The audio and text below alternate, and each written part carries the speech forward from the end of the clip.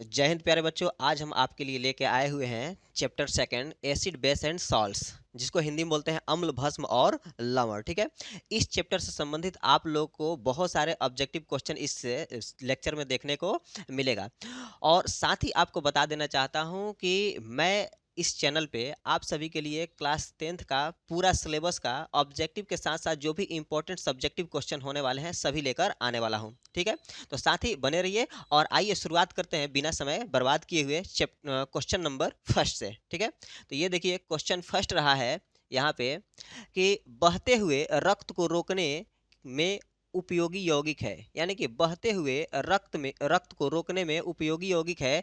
तो देखिएगा, जब आप लोग दाढ़ी उड़ी बनाते हैं तो वहाँ पे जब भी कोई कट आ जाता है तो वहाँ पे हम फिटिकरी लगाते हैं, याद होगा फिटिकरी। ठीक है ना, तो बहते हुए रक्त को रोकने के लिए फिटिकरी का उपयोग किया जाता है। कौन सा यौगिक?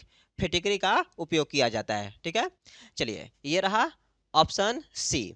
अब देखते हैं क्वेश्चन नंबर सेकंड।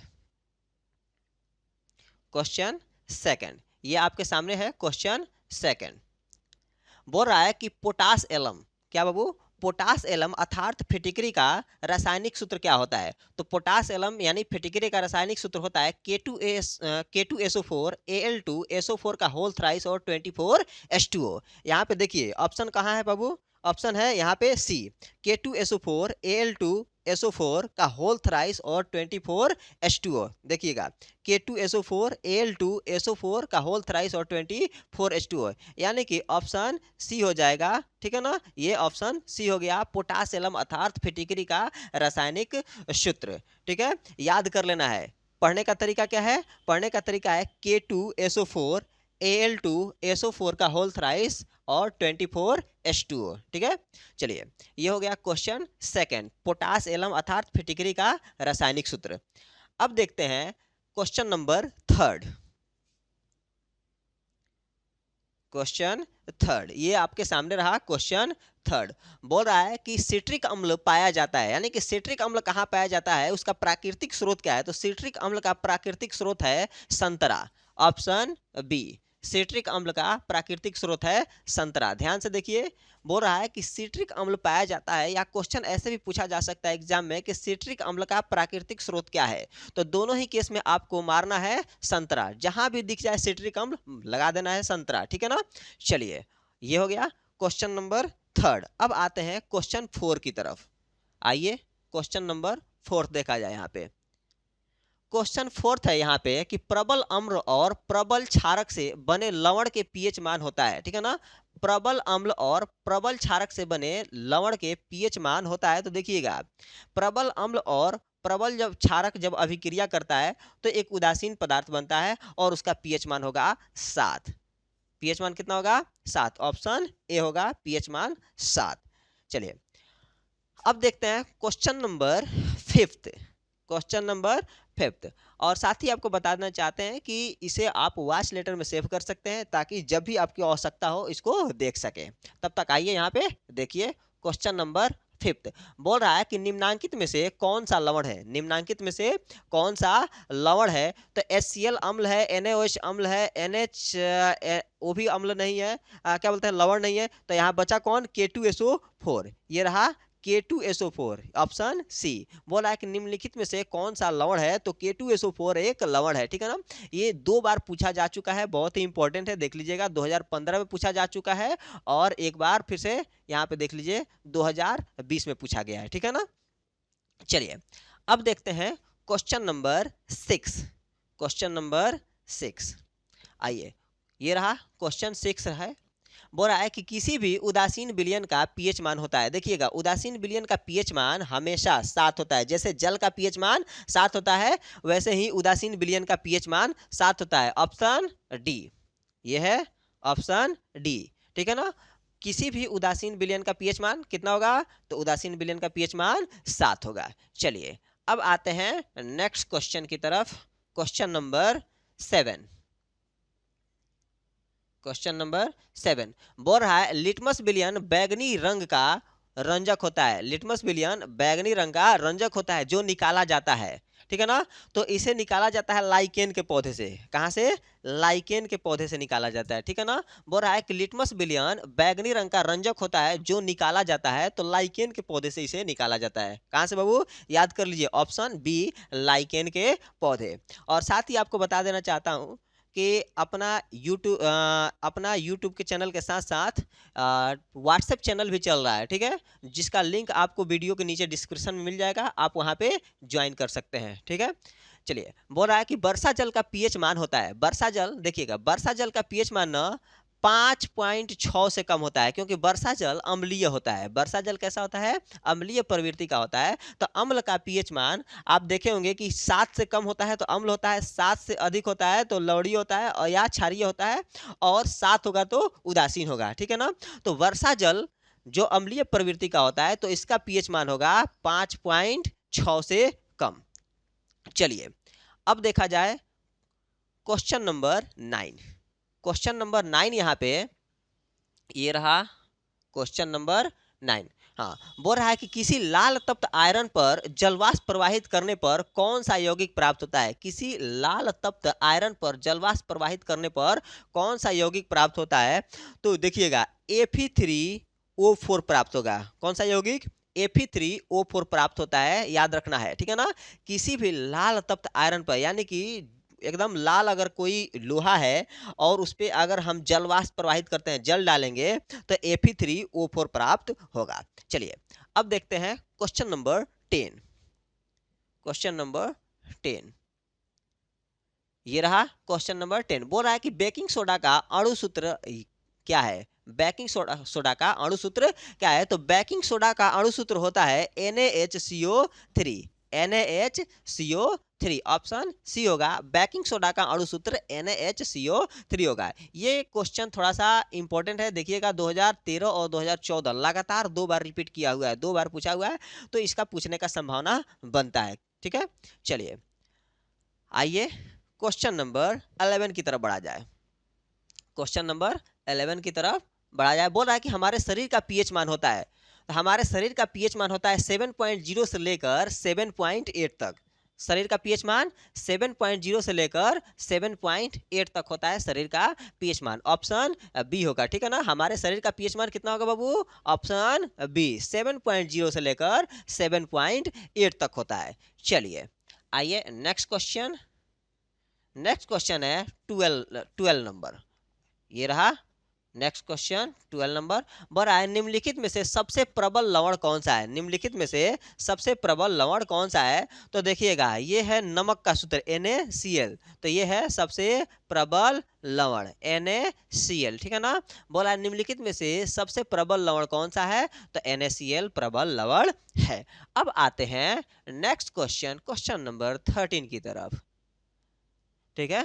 ये रहा क्वेश्चन नंबर 13। बोल रहा है कि दांतों को साफ करने के लिए दंत मंजन अर्थात टूथपेस्ट होता है। दांतों को साफ करने के लिए जो दंत मंजन होता है या टूथपेस्ट होता है, वो किस प्रवृत्ति का होता है?